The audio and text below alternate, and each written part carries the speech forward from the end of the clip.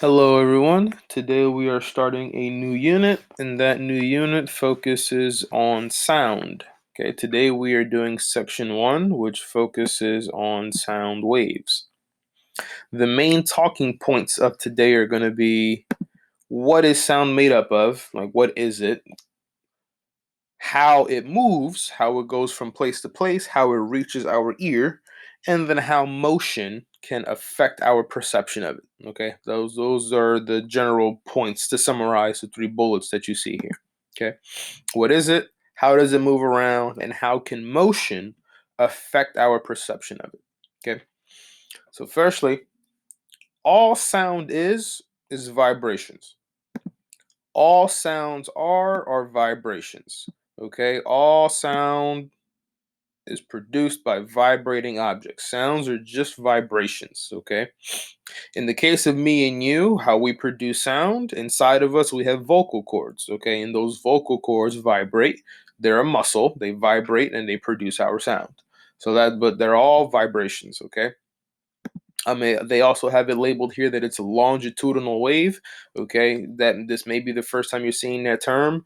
Just to simplify it, all longitudinal wave means is that it travels in the same direction that it's created in. Okay, so whatever, think of it, your whatever direction your mouth is pointing in, that's the direction the wave's gonna go. Okay, so it travels in a straight line. It doesn't go up and down. It travels in a completely straight line.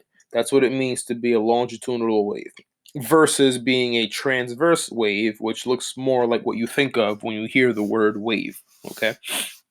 But longitudinal just means it travels in a straight line. That's all they're referring to when they say that. Okay. So sound is vibrations that travel in a straight path. Okay. So again, inside of us, we have our vocal cords, but on instruments, you have strings. If you ever touched your speaker, like touch the speaker itself when it's making sound, when you have music playing through it, you can feel the thing moving back and forth. It's just vibrating. Okay. Well, all sound is just vibrations. Okay. But the wave portion comes from the compression and the release. Okay, so here they have an image showing a compression and a release that they call a rarefaction. Okay, that's what the rarefaction is. It's the opposite of a compression. To compress something means to squeeze it together. Okay, that's what it means to compress something. Rarefaction is just the opposite of that. Okay, they're using a fancy word, but it just basically means letting go or releasing pressure. Okay. What they're showing here is something vibrating back and forth, left, right, left, right, left, right. Okay. When it's going to the right, it's squeezing the air together. Okay. It squeezes the air together. And then on the way back, it's releasing it. And it does that over and over and over again. And if you look back at the image of the different waves, if you look at the longitudinal wave, think of it like a spring. Okay. Some parts of the spring are squeezed together. Okay, this part right here, some part of the spring is squeezed together. Everything is compact. And then you have another part where things are more spaced out, okay? And that comes from the vibrations. When the vibration goes to the right, you get a compression. When it goes to the left, you get a rarefaction or a release where you release pressure, okay? So this is what sound is. It's air. It's vibrations that's traveling through the air in a series like this, and your body interprets it, and your brain does its thing, and you hear the sound. But all sound is a vibration. It's just vibration. Okay. And then they show it graphically in different ways. Some, if you want to do it with the kind of like the beats, you might see something like this, where the dark part is where the beat starts, and then the white part is where it ends, and it gets silent. So doom, doom, whatever, if you want to think of it like a knocking sound, or you can also represent it with a wave-like pattern, not to get this confused with the fact that it's still longitudinal. Okay, so this is just ways of representing it. So that's what sound is, okay? And let's talk about some of the characteristics. So when you hear a sound, I don't like using these terms because it can get a little confusing because people mix up volume and pitch sometimes. So when you hear a sound and the sound is high, there's high sounds and there's low sounds. What exactly are people talking about? So what they're talking about is pitch. Okay, when they say high, yeah, that sound is high or that sound is low. They're referring to the pitch. Okay, and pitch is controlled by frequency. So when people say a high sound, what they really mean is that it has a high frequency. The higher the frequency, the higher the pitch. If you've ever been to the doctor and they've done like a checkup and they did the ear test where they put the earphones on your ear and they play different sounds, what they're doing is they're changing the frequency to see how good you hear the high sounds and how good you hear the low sounds. Okay? So that's all controlled by the frequency. Pitch, pitch is controlled by frequency. Okay. And another term, just to clarify this, ultrasound. You guys have heard of this before. Ultrasound they use in hospitals on pregnant women to check on the baby. Okay. Yeah, it's something that's used for that. But why do we call it ultrasound? What does the term ultra mean? Ultra just means that it's beyond a certain point.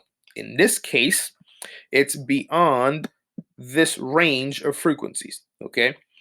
So at the doctor, like I said, they test your hearing to see how good you are with the high sounds and the low sounds. There is a certain pitch that you get to a certain point that we can't hear it anymore. Kind of like a dog whistle. Okay. It can get too high and we can't even hear it anymore. Okay. If you're above the range, anything greater than 20,000, we call that ultrasound. Okay. An ultrasound is a sound that just has a frequency greater than 20,000. Okay. That means we can't hear it. Okay. An infrasound, which is the opposite of an ultrasound, is a sound that's below the minimum. Okay. So ultra means it's above the max. Infra means it's below the minimum. Okay. So that's what controls the pitch of the sound. Okay. When it comes to loudness, loudness is something else. Okay. And that has to do with decibels. Okay. So volume is measured in decibels. If you've ever looked at a speaker knob, they probably don't have them on the new ones. Actually, no, they still do because I have some downstairs. So on speakers, external speakers with the knob to go turn it up, you should see a little symbol in the corner somewhere that says dB. Okay, dB stands for decibels. Okay, so volume is measured in decibels, and that's something we'll get to later. Okay. So far we've discussed what sound is. Sound is vibrations, and we've discussed some characteristics. We talked about pitch. Pitch is controlled by frequency, okay? So this is what I was just mentioning. Pitch pertains to how high or how low a sound is, and that is controlled by frequency. Now there are some other things involved, like volume can affect frequency just a little bit, okay? But not really. Okay? But it's primarily controlled by frequency. Okay. Speed. Now we're getting into travel. How does sound travel? Okay.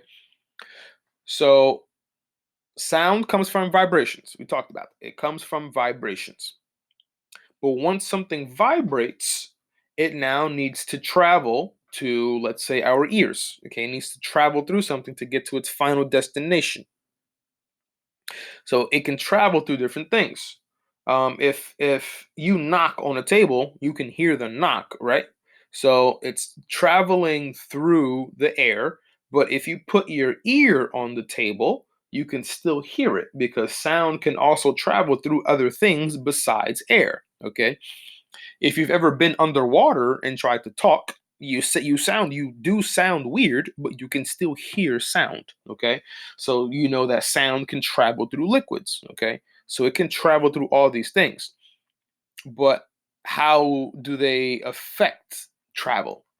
Well, they're going to travel at different speeds in different things. Okay, why? Well, it's because, as we said before, sound is vibrations, and in order for that to travel, it needs to bounce through stuff. Okay, so think of it like a game of whisper down the lane. You tell one person something, That person has to tell the next, and that person has to tell the next until it finally gets to the final person. Okay, and think about or think of that final person as your ear. Okay, so sound has to travel through things before it gets to your ear. Okay, so now think about solid, liquids, and gases. How are they organized? How are they organized? Everything is made up of atoms, right?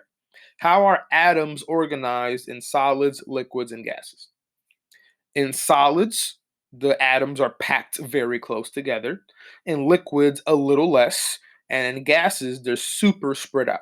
Okay. So, in which one can things travel easier? Which one is going to have people closer together and easier to talk to? You know, the whisper down the lane. Which one is it easier to do that in? Okay. It's easier to do that in solids. Solids are the most compact, so the vibrations can travel through them very quickly. Okay. So let's say you had two people at the end of a tunnel. Okay. One person was standing straight up, and the other person had their ear on the ground, and something made a sound inside the tunnel somewhere. The person with their ear on the ground is going to hear the sound first because the sound will travel through the ground faster than it would through the air because the ground is solid. Okay. So that's how different mediums, and by mediums I mean something that it travels through, can affect the speed of sound. The more tighter things are together, the faster sound will travel. Okay. Additionally, temperature can also affect that. And the reason it does is because temperature is a measure of how much energy some of the atoms have. Okay. So in air, the hotter the air, the faster the atoms travel. And the faster they travel in the air, the more often they crash. And the more often they crash, the quicker the sound can reach your ear. Okay. So that's how temperature can affect it. And here we have a table of different speeds of sound. So sound in regular air at 0 degrees Celsius is 331. At 25 is 346. At 100, which is boiling, it's 366. So as the air gets hotter, notice that the speed goes up. And then you have different gases, just further proving the point that depending on what you have, it's going to change the sound speed. So if we had just pure helium, it'd go 972. If we had pure hydrogen, it'd be 1290 meters per second. Okay. And then on the right, we have liquids and solids, again, further proving the point that depending on the medium, you get different speeds. And if you notice, the fastest one is solid aluminum, which is 5,100 meters per second. Okay. So it travels the fastest in solids. Then you have the middle ground, which is liquids, and then you have gases, which are going to be the slowest. Okay. So that's how sound travels. Okay. Now, more again on properties. So I'm not going to spend too much time on this slide just because it gets a little niche. My point, or what I want you to focus on in this slide, is just how the sound is represented in waveform. So they have this labeled as a spherical wave. It's not called a spherical wave because the thing in the middle is a sphere. It's called a spherical wave because sound travels in our direction. Okay. When you speak, or okay, think about it what's the best? What's a good analogy? Think about it like a megahorn. You speak into it and it puts out sound. That sound travels in all directions. And you at the end of the megaphone has like a little cone shape that starts to spread out a little bit. So that's what they're trying to get you to see here. When something makes a sound, that sound travels in all directions, and they have it layered in circular spheres. But technically, it goes up, down, left, right. It's 3D. We can't draw 3D sphere on here. It's kind of hard, but that's what they want you to see. It's technically, this is traveling in 3 dimensions. It would be like a sphere that's expanding infinitely. That's why they call it a spherical wave. The whole point of discussing that, I'm going to skip this piece, this isn't too essential, is to talk about the final point, which is how motion affects our perception of sound. Okay. So here we have an ambulance. Think of the ambulance. The ambulance is the middle of the wave, okay? Or this is the source. It's right dead center, okay? When it makes a sound, it makes a wave, and that wave spreads out, okay? Cool.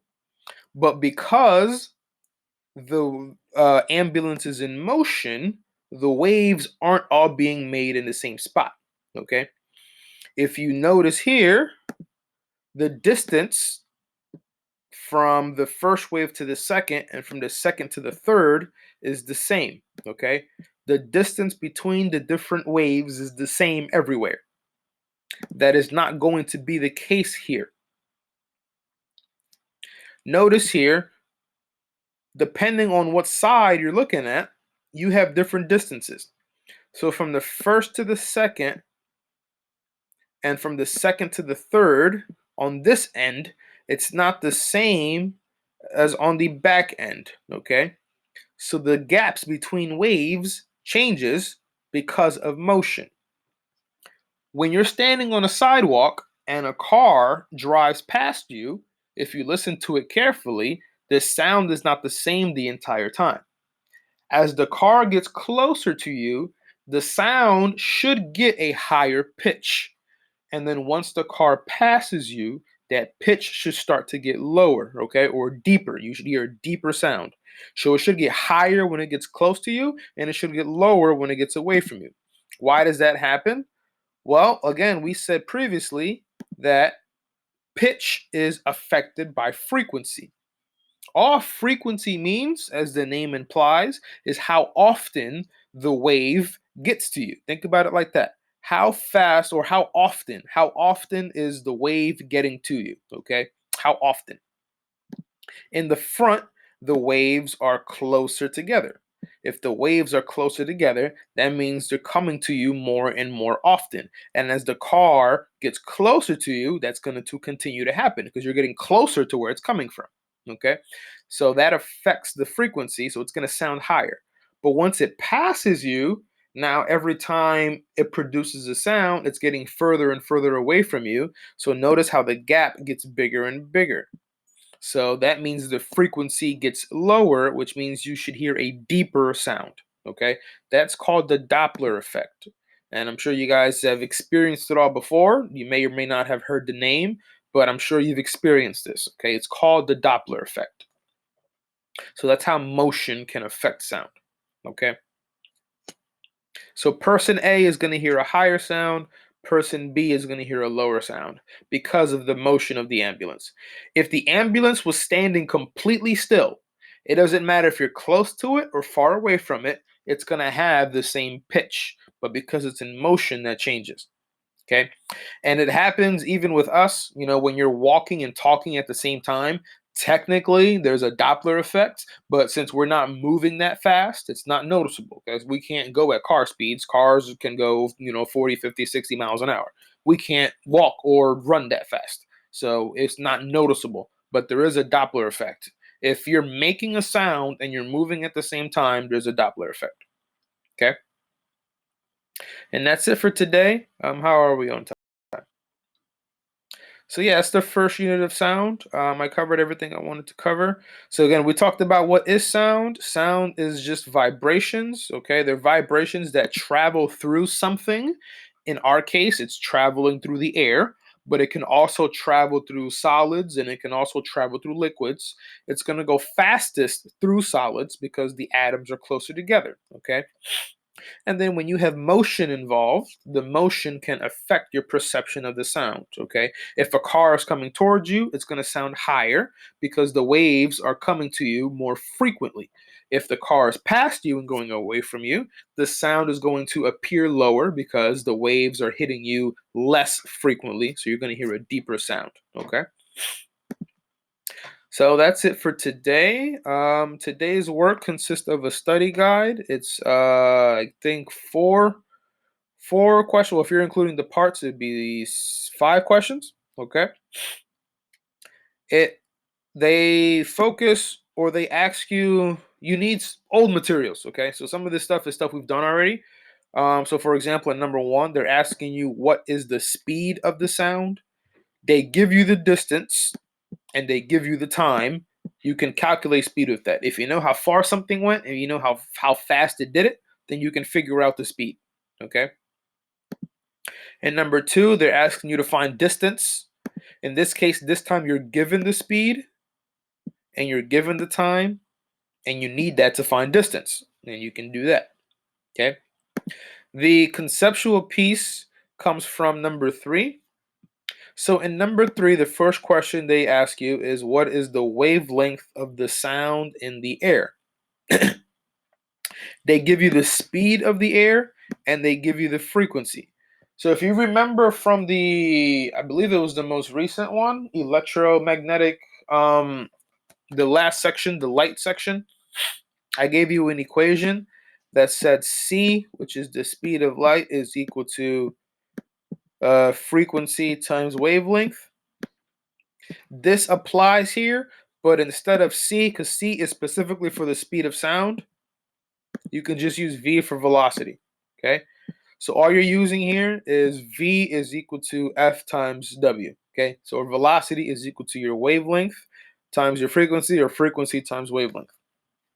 In this case, you're being asked to find wavelength, so you need to rearrange this equation to get W by itself. Okay, so that's what you have to do for part A. For part B, they're asking you, when are you going to hear the sounds? When are you going to hear the sounds? And they're asking you for air and through the rails. Okay, so they give you two speeds in the prompt. They give you the speed of the sound through the air, and they give you the speed of the sound through iron. Okay, the rails are made out of iron. So again, you're given the speed, you're given the distance, you're asked to find time. Okay, you're being asked to find time. If you know how fast something is going and you know how far it needs to go, you can figure out how long it's going to take. So that's what part B is. And then part C, this is where you need to think about it. This is a thinking question. You have to imagine the situation in your head. What's happening is you have a train, and the train is moving. It's moving from the station, and I believe you can think about it as it's going from left to right. And then you have three people or three perspectives. Okay, so you have okay, this is going to be an ugly train, but here you have your train, and then let's draw some windows. Okay, and then at the station, let's call this our station. Let's call this our station. You have somebody at the station just waiting patiently.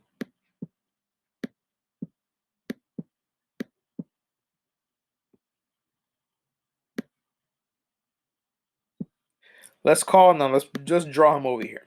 Okay, so you have the person at the station waiting patiently.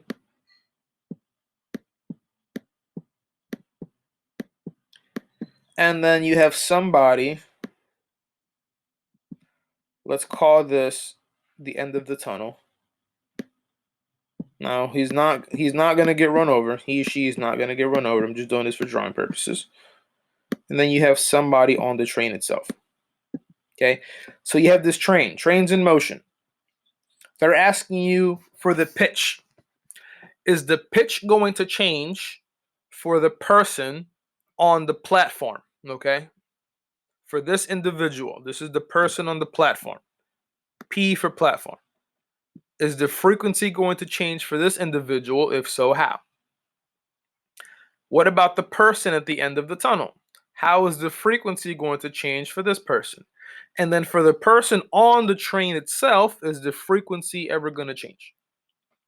That's what they're asking you in part C. That's the scenario. Okay. So that's it for today. As always, if you have any questions or concerns, please email me and I will get back to you. Okay. Happy Thursday. Have a good one. Yeah, I think that covers everything. Yeah. Cool. Take care.